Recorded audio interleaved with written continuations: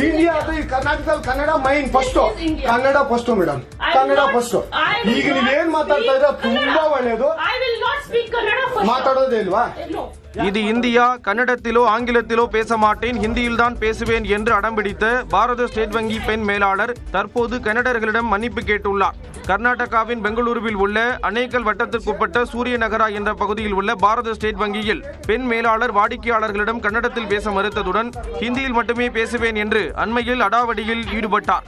இந்த வீடியோ வெளியான நிலையில் பெண் மேலாளரின் இந்த செயலுக்கு பல்வேறு தரப்பில் இருந்தும் கண்டனங்கள் குவிந்தன. குறிப்பாக கர்நாடக முதலமைச்சர் சித்தராமையா தனது எக்ஸ் பக்கத்தில் தனது கண்டனத்தை பதிவு செய்ததுடன் உள்ளூர் மக்களை மதிக்க வேண்டும் என்றும் வலியுறுத்தியிருந்தார். இந்நிலையில் தனது செயலுக்கு கன்னட மொழியிலேயே பெண் மேலாளர் மன்னிப்பு கேட்டுக் கொண்டுள்ளார்.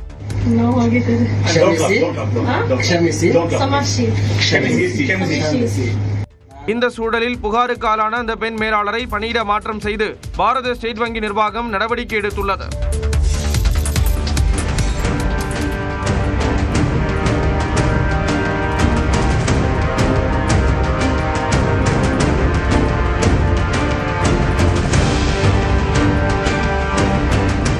சத்தீஸ்கரில் நடைபெற்ற துப்பாக்கிச் சண்டையில் கொல்லப்பட்ட நக்சலைட்டுகளின் உடல்களை பாதுகாப்பு படையினர் பார்வையிட்ட காட்சி இது. சத்தீஸ்கர் மாநிலம் நாராயண்பூர் பகுதியில் பாதுகாப்பு படையினர் நடத்திய அதிரடி வேட்டையில் நக்சலைட்டுகளின் முக்கிய தளபதியான பசவராஜி உட்பட 27 பேர் கொல்லப்பட்டனர்.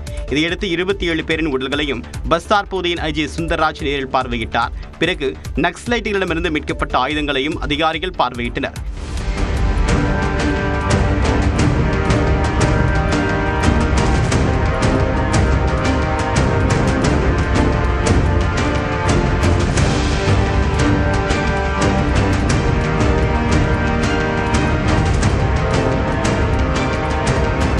AK-47, 303 ரக துப்பாக்கிகள், தோட்டாக்கள், வெடிபொருட்கள் மற்றும் ஆயுதங்கள் கைப்பற்றப்பட்டன.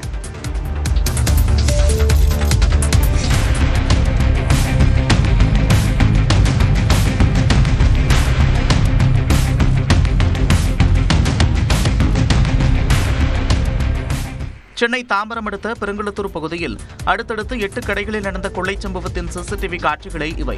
பெருங்குளத்தூர் காமராஜர் நெடுஞ்சாலையில் உள்ள செல்போன் கடை, கண்ணாடி கடை, பழச்சாறு கடைகளில் மர்ம நபர்கள் அடுத்தடுத்து பூட்டை உடைத்து கொள்ளையடித்துள்ளனர். அந்த கடைகளில் இருந்த 2 ஐபோன்கள், 8000 ரூபாய் ரொக்கம், ஸ்டைலான கண்ணாடிகள் கொள்ளையடிக்கப்பட்டன. இதுகுறித்து அளிக்கப்பட்ட புகாரின்படி அங்கு வந்த புது பெருங்குளத்தூர் பீர்க்கங்கரணை போலீசார் சிசிடிவி காட்சிகளை ஆய்வு செய்தனர்.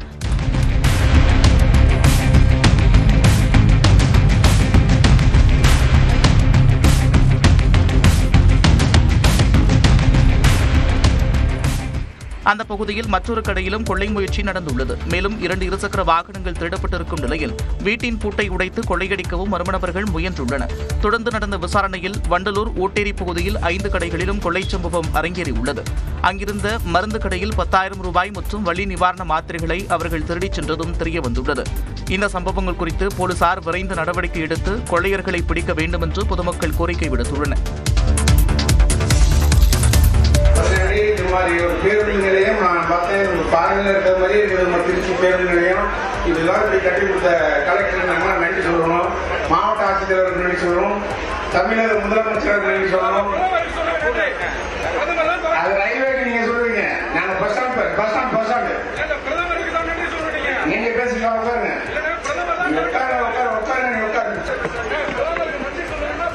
நாங்க பிரதமருக்கு நன்றி சொல்றோம், நாங்க கலெக்டருக்கு நன்றி சொல்லிட்டோம், முதல்வருக்கு நன்றி சொல்லிட்டோம்.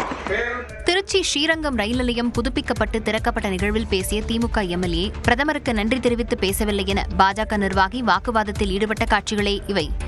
அமிர்த நிலையங்கள் திட்டத்தின் கீழ் 6,77,00,000 ரூபாய் செலவில் புனரமைக்கப்பட்ட திருச்சி ஸ்ரீரங்கம் ரயில் நிலையத்தை திறந்து வைக்கும் நிகழ்ச்சி நடைபெற்றது.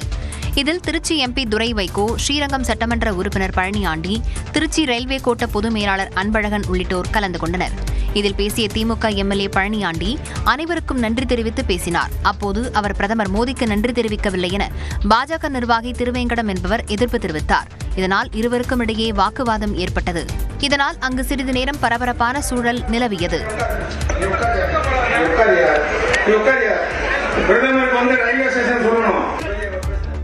ரயிலில் முன்பதிவில்லாத பெட்டியில் வந்தவர்களிடம் தங்க நகைகள் கொள்ளையடிக்கப்பட்டது அதிர்ச்சியை ஏற்படுத்தியுள்ளது.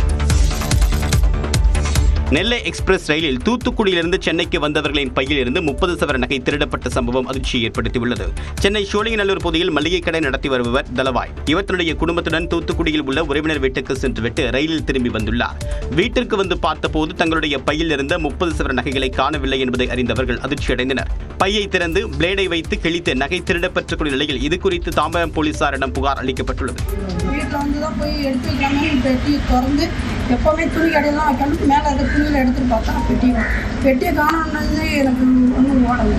ரொம்ப பரபரப்பாக இருந்தாலும் பிள்ளைங்களை கூப்பிட்டோன்னா பிள்ளைங்க நீ இருமா அடியில் இருக்கும் அப்படின்ட்டு அதையும் தேடி வச்சுங்க. இதேபோல ராணிப்பேட்டை மாவட்டம் லாலாப்பேட்டை பகுதியில் வீட்டின் பூட்டை உடைத்து 30 லட்சம் ரூபாய் மதிப்பிலான நகைகள் கொள்ளையடிக்கப்பட்ட சம்பவம் நடைபெற்றுள்ளது. அந்த பகுதியை சேர்ந்த மோகன் என்பவர் சென்னையில் தனியார் நிறுவனத்தில் பணியாற்றி வருகிறார். அவருடைய மனைவி லாலாப்பேட்டையில் குழந்தைகளுடன் வசித்து வருகிறார். அவர் தன்னுடைய தாய் வீட்டிற்கு சென்று திரும்பிய நிலையில் வீட்டின் முன்பக்க கதவின் பூட்டை உடைத்து கொள்ளை நடைபெற்றுள்ளது. 45 சவரன் கொள்ளையடிக்கப்பட்டது குறித்து விசாரணை நடைபெற்று வருகிறது.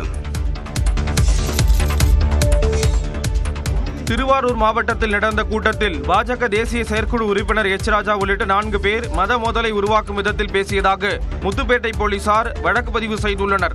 முத்துப்பேட்டையில் பாஜக சார்பில் வக்பு வாரிய திருத்த சட்டம் குறித்து விளக்க கூட்டமும் பெஹல்காமில் தீவிரவாதிகள் நடத்திய தாக்குதலை கண்டித்து ஆர்ப்பாட்டமும் கடந்த 17ஆம் தேதி நடைபெற்றது. பாஜக மாவட்ட தலைவர் செல்வம் தலைமையில் நடைபெற்ற இந்த ஆர்ப்பாட்டத்தில் தேசிய பொதுக்குழு உறுப்பினர் எச் ராஜா, மாநில பொதுச் செயலாளர் முருகானந்தம், தேசிய சிறுபான்மை பிரிவு செயலாளர் வேலூர் இப்ராஹிம் உள்ளிட்டோர் கலந்து கொண்டனர். இதில் 100க்கும் மேற்பட்ட பாஜகவினர் பங்கேற்றனர்.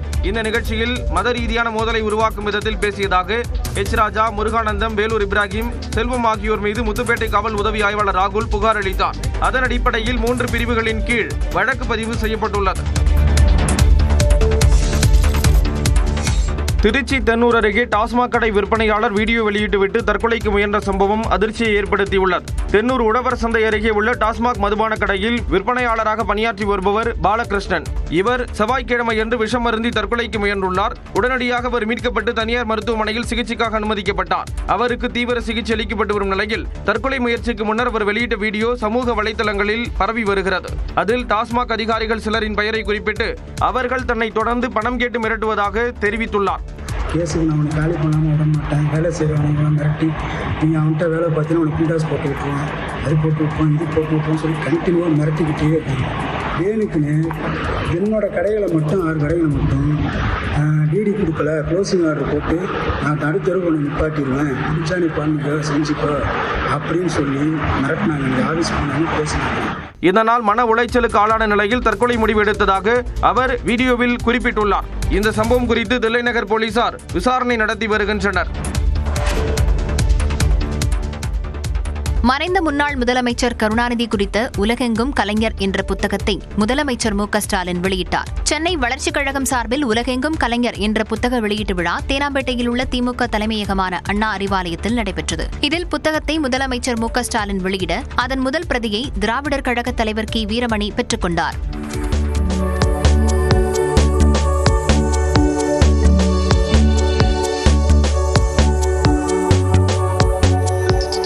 இந்நிகழ்ச்சிக்கு பிறகு செய்தியாளர்களை சந்தித்த கி வீரமணி, துணைவேந்தர் நியமனத்தில் உச்சநீதிமன்றத்தின் தீர்ப்புக்கு சென்னை உயர்நீதிமன்றம் தடை விதித்தது சட்டவிரோதமானது என்றார்.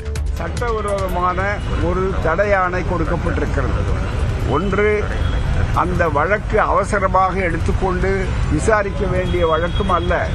அந்த வழக்கை குறிப்பிட்ட 2 நீதிபதிகள் கொண்ட அமர்வுதான் விசாரித்து கடைசி நாளில் அதற்கு தடை வழங்க வேண்டும் என்று ஏற்பாடுகளை செய்திருக்கிறார்கள். முழுமையாக இந்த நீதிபதிகளுடைய போக்கு என்பது கெட்ட எண்ணத்தோட மேலஃபைடி ஆக்ஷன் என்று நாங்கள் குற்றம் சுமத்துகிறோம். அரசியல் காரணத்திற்காகவே இந்த உத்தரவு பிறப்பிக்கப்பட்டிருப்பதாகவும் கி வீரமணி தெரிவித்தார்.